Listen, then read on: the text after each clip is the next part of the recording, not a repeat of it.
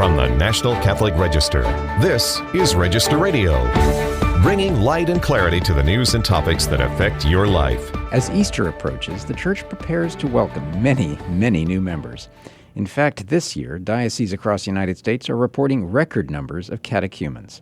Register staff writer Matt McDonald joins us to talk about this remarkable spike. And then we're joined by Register staff writer Jonah McKeown with an update on all things AI. Hello, I'm Matthew Bunson, Vice President and Editorial Director of EWTN News and host of Register Radio, joined as always by my co-host, Shannon Mullen, Editor-in-Chief of the National Catholic Register. Hello, Shannon. Good to be with you, Matthew. So many U.S. dioceses are expecting heavy increases in people joining the Catholic Church at Easter 2026, including some with reported record highs. The Register has been exploring this rather notable trend. Many U.S. dioceses are expecting heavy increases in people joining the Church at Easter. And what's happening? What is the cause of this? And how enduring might this trend actually prove to be?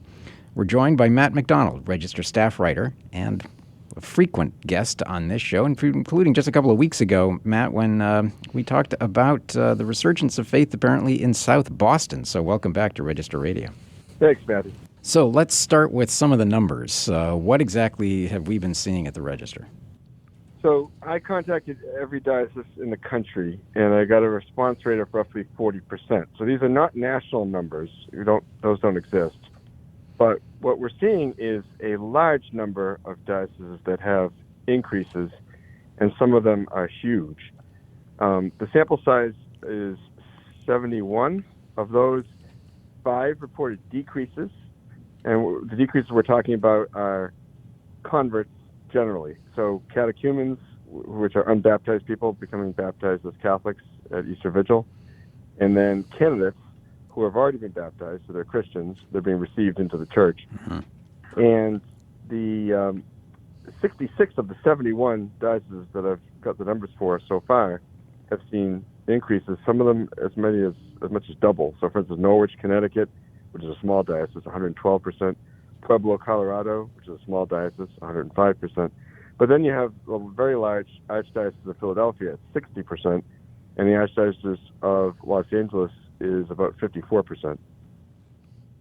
Yeah, that's amazing, Matt. And let's talk about the data for a minute. So essentially, you had to create your own database. Why is that? These numbers are surprisingly hard to get a hold of. At this point, it wouldn't be surprising that they're hard to get a hold of because these receptions into the Church haven't actually taken place yet. They're not taking place until Easter Vigil.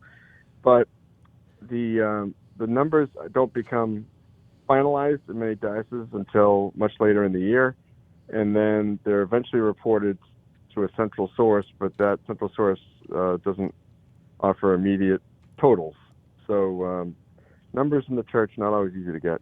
Yeah. Now, let's put a little context to this because we know that, as you report, most dioceses hit their lowest numbers in recent times in 2021, the year after the coronavirus shutdowns. And we obviously saw sharp declines in all kinds of different ways in terms of what the Church is dealing with. But then we're also seeing, sort of across the board, a decline overall in religious affiliation. But these numbers are still pretty significant, aren't they? They are. And it's another important caveat. We're not suggesting that the Catholic Church in America is growing. The surveys suggest that lots of people are leaving the Catholic Church, and more people are leaving than are coming in. But there's a lot of activity. The image in my mind is India and Pakistan after World War II when they separated, and you had lots of Muslims leaving India for the new Pakistan, lots of Hindus leaving Pakistan for the new India, not the new India, the old India. Mm-hmm. And so we've got this sense of movement in the Church. Lots of people leaving, but also lots of people coming in. There's something going on, as some of the people I talked to have said. Yeah, Matt, I think one of the surprises for me is that we know, and you've written about some of these hotspots around the country, particularly in the southeast and southwest, where the Church is growing. There's been a migration of people from the Rust Belt, from the Northeast, and that's very interesting. and very dynamic. But again, this is just a one-year snapshot, but we're looking at a lot of your dioceses that have the biggest increases are in the north and northeast and Rust Belt areas. So can you talk a little bit about that? Yeah, big increases in New England, for instance, which is considered by, according to surveys, the most secular part of the country. So Providence, Rhode Island, the Diocese of Providence, which is the entire state of Rhode Island, 76%. The Diocese of Fall River, Massachusetts, which is just next to the Diocese of Providence, 71%. And Norwich, Connecticut, which is southeastern Connecticut, 112%. The Diocese of Manchester, New Hampshire is up over 50%. That's the most, some surveys say the most secular state in the country. If you look at New York State and Pennsylvania, also some large increases. Harrisburg, 77%, for instance. Altoona, Johnstown, 84%.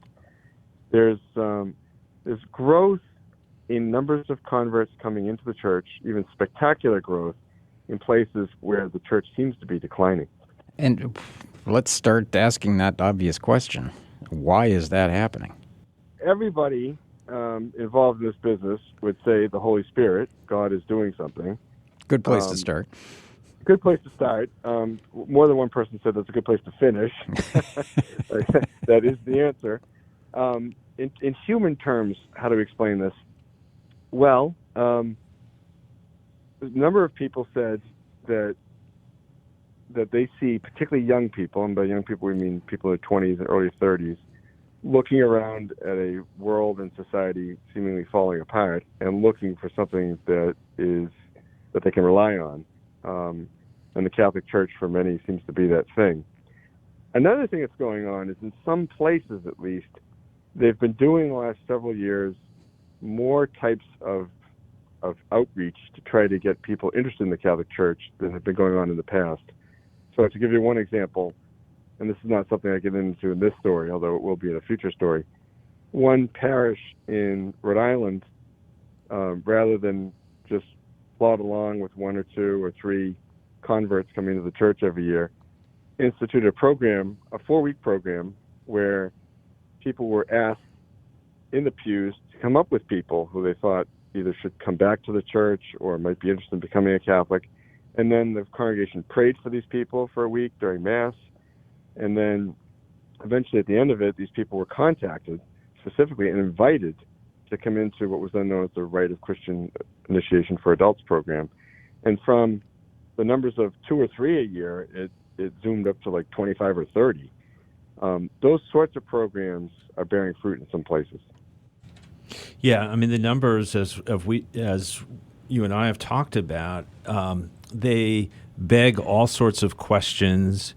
And I think I gave the example of the donut shop that suddenly becomes really hot, maybe through some social media post. And the good news is there's a line outside the door. And the bad news is there's a line outside the door, and they really don't know how to handle it. So what are some of the questions that you have as we dig into some of these numbers and increases about how the church is managing this? So first, small details. Where do you put all the people when you have various liturgies? Like, for instance, rite of election, which is something that takes place in early Lent in most dioceses. And the idea is to welcome and formalize converts coming into the church. In my own cathedral, the diocese I live in, it was almost full this year, which is something I'd never seen before. And other places have reported having to have multiple rites of election or multiple other liturgies to welcome converts into the faith. That's I guess, small practical problem. Larger problem that people talk about is how do you make sure they stay in the church? Mm-hmm. And that's something that's gotten a lot of discussion over recent years, because some of the people who have shown up at Easter Vigil and been very into it all of a sudden disappear and stop going to church. It can't just be that you welcome them into the church and say, now, good luck and hope you come back. But rather, it has to be something where you're kind of walking with these people and inviting them specifically to events, and trying to go on their spiritual journey with them even after they formally become Catholics. Yeah, we're going to be talking with Jonah McKeown about the Gen Z factor in all of this. But what does our reporting indicate in terms of like the age spectrum of people who are coming in? Across the country, people I talked to said that this increase is being driven by young adults. And that's surprising because in the Rite of Christianization of Adults process, it's typically been middle-aged people and then some older people. And obviously everybody is welcome. But the idea of young adults driving the increase is new. And it's something that's been noticeable to people who administer these programs. It's been surprising to them. And it's something that seems to be happening in lots of different places. As you alluded to, Matthew, I did a story recently on a young adults group in South Boston, which is a neighborhood of Boston, Massachusetts, where they're getting more than 200 on a Wednesday night young adults to come to a young adults Catholic group. That sort of thing seems to be happening in other places too. Yeah, Matt, as we speak, we're putting together our April the 5th print issue, which has your story, Something's Happening, on the cover. There's a great photo. I think it's from the Archdiocese of Philadelphia, but it shows a shot of the rite of election, and it's a fascinating photo because everything you just mentioned is kind of captured there. I do see some young faces, yes. I also see some middle-aged folks. I also see a gentleman in the front row who is wearing clerics, begging the question. Well, there's a story there somewhere. So, it's fast. It's going to be fascinating to dig into what's really happening. It's going to vary by region, I'm sure.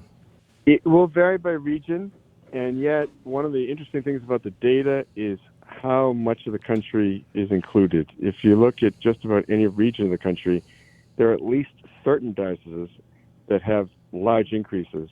And again, I'm not saying that it's every diocese. I'm not even saying that a large increase this year is the end of the story. Some dioceses said, hey, we had a large increase last year, and now we've maintained it or almost maintained that number. So really a one-year thing is not the whole story. It's more like a trend. And the interesting thing about the trends is a place like the Archdiocese of Newark, where a priest told me that in 2025, which is last year, they exceeded all recent records going back a number of years. And then in 2026, they exceeded that record by a lot. Mm-hmm. So it's not always the eye-popping number year over year. Sometimes it's the number from several years ago that you really pay attention to. Well, Matt, thanks for your reporting on this. I know this is something we're going to be tracking now for quite some time, but we can say one thing with absolute certainty, that every new person joining the church is loved and welcomed, and we are so happy that you're here. Amen. Well, you're listening to Register Radio on EWTN Radio. Next up, we talk, as promised, with staff writer Jonah McKeown. Stay tuned here on EWTN Radio.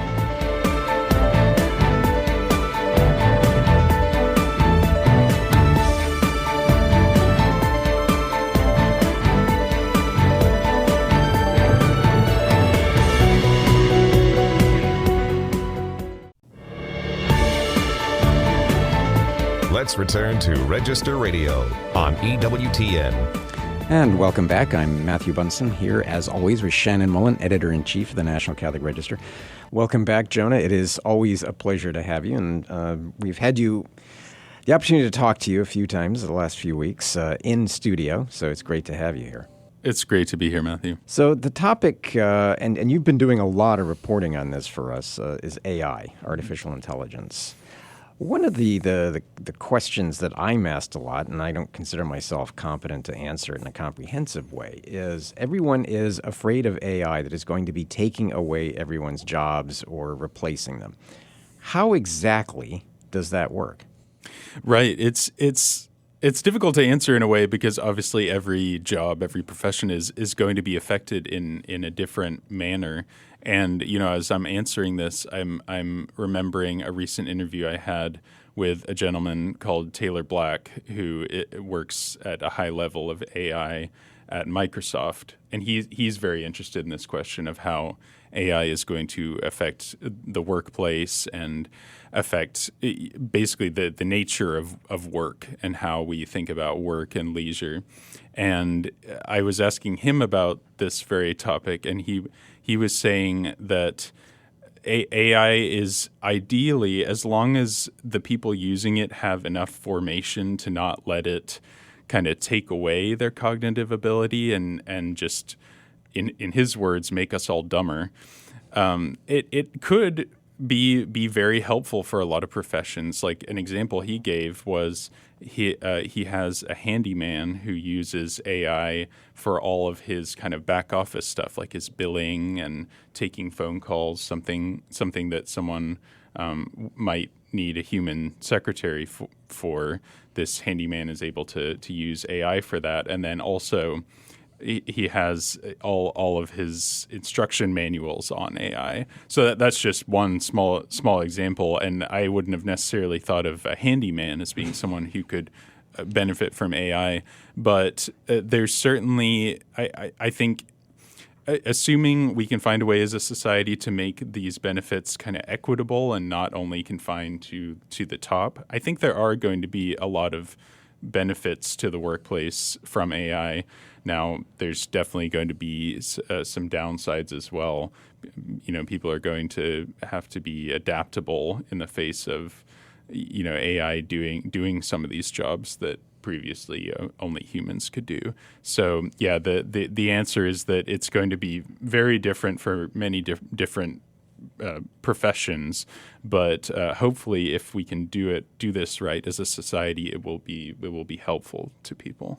Yeah, our church has had a lot to say about AI, and one question is anybody listening, or at least the people who are really the architects of this technology? Are they listening? But before we get into that question, what are the sort of major themes that the church and the popes in their various documents have laid out as far as their interest in AI? Yeah, there's definitely some very common themes in a lot of the statements and the pledges and things that have come out of the Vatican. Kind of the first one to mention is actually back in 2020, there was a document called the Rome Call for AI Ethics, which is basically a brief pledge that several major companies, including Microsoft, have signed on to, basically just calling for accountability, impartiality, security, privacy, just some important values that should be inherent to AI. But later on, for example, in the January 2025 document Antigua et Nova, the Vatican has really very much laid out the Church's vision of what humans are and how we think, and the importance of viewing AI as a product of human intelligence, a useful tool perhaps, but obviously not anything approaching something with the dignity and worth that we have as humans. And that's really a very common theme throughout Pope Leo's speeches.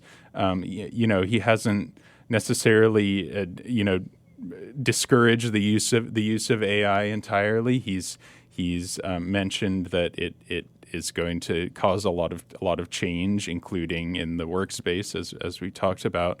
But it's always oriented. The Vatican's message on AI is always oriented toward human flourishing, and how can AI help us in creating an environment here on Earth where people can freely seek God and freely practice their faith. And so that's definitely been a common theme throughout the many messages that the Vatican has put out so far on AI. There's an interesting connection that's sometimes made, and I know even Pope Leo has talked about it a little bit, and that is the relationship or potential relationship between something like AI and transhumanism, the idea of trying to perfect the human person using these artificial means.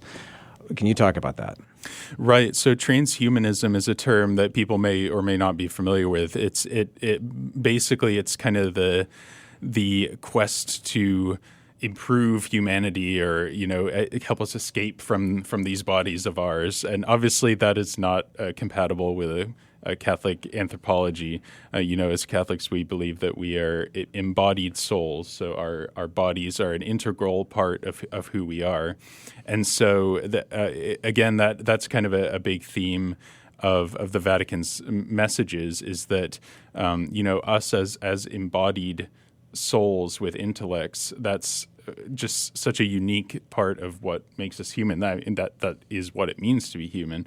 And so, the idea that kind of a computerized mind could ever replace us or be kind of on equal footing with us is kind of, I guess, absurd in the face of that. And then to the second part of that, are the architects of AI receptive at all to these principles?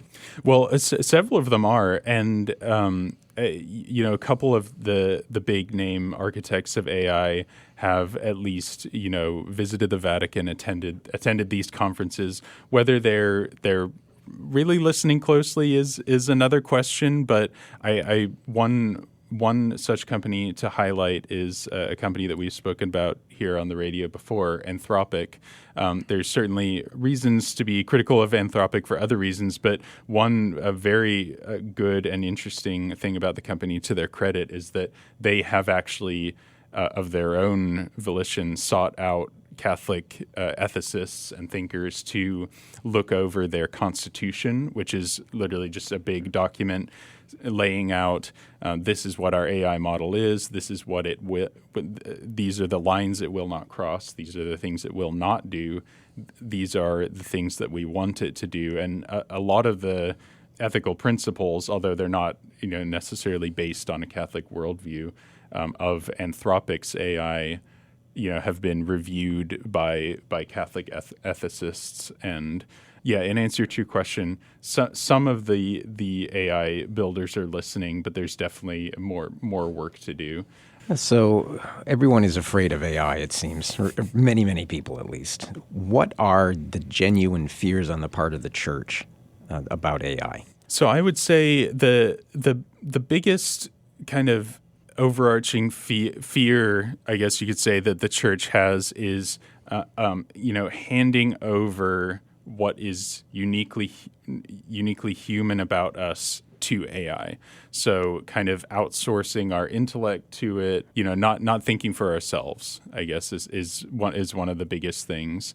But then, of course, there are other very important considerations too. I mean, the formation of young people and making sure that young people are able to form their own minds in this world without just, again, AI thinking for them. Well, Pope Leo has actually talked about the worries about cognitive development, right, in young people. Right. Yeah, I believe he spoke about that at the live address last year at NCYC. Yeah, I think it's interesting going forward as you report this is, other than the church and what it's offered, there aren't bodies really with that moral authority to lay out some basic principles. So it seems like we really need the church to weigh in on these topics as complex as they are, and provide some basic guidance. And is this a classic case that if only somebody, we're talking years from now, if only somebody had listened to the church, we wouldn't be in this problem?